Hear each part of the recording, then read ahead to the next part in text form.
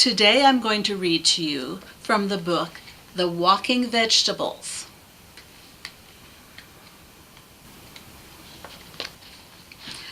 I first heard this story from a Hmong lady I knew in Oskaloosa, Iowa. Later I read it in a book of Hmong folk stories. What I have written here is part of a larger story which also includes a worldwide flood. Yes, I have adapted it to suit my purposes and my American students. This is one of my favorite stories because it can be used in so many different ways. Let's begin.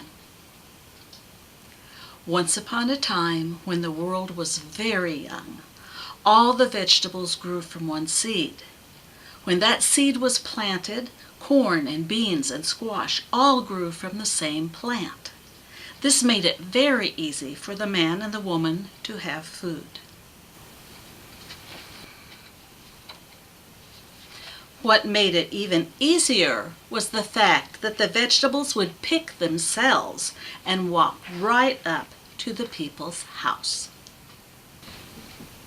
When the vegetables got to the man and the woman's house, they knocked on the door and said, "It is corn and beans and squash. We are ripe and ready to eat." Because life was so easy, the man and the woman became lazier and lazier. One day, when the vegetables came to the door, the man and the woman were too lazy to even get up to open the door. The man called to the vegetables, "Go back to the garden and come back tomorrow. Oh, maybe then we will feel like opening the door." The vegetables came back the next day. They knocked on the door and called, "It is corn and beans and squash. We are ripe and ready to eat." This time, the woman called, "Go back to the garden and come back tomorrow. Maybe then we will feel like opening the door." Again, the vegetables walked back to the garden and reattached themselves to the plant. The next day they walked to the people's house for a third time.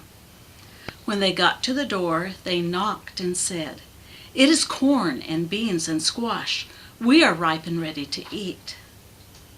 Again the man answered,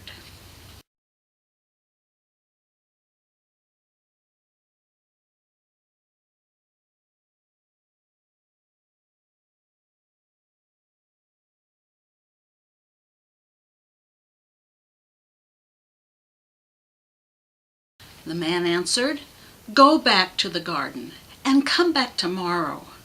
Maybe then we will feel like opening the door."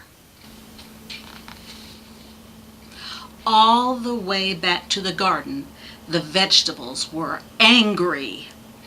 "I am tired of doing all the work," said corn. "And just to get eaten," grumbled bean. "I think we should just stay in the garden until the people come to get us," declared squash. That is just what the vegetables decided to do. From then on, each seed produced only one kind of vegetable, and people had to work hard to grow their food.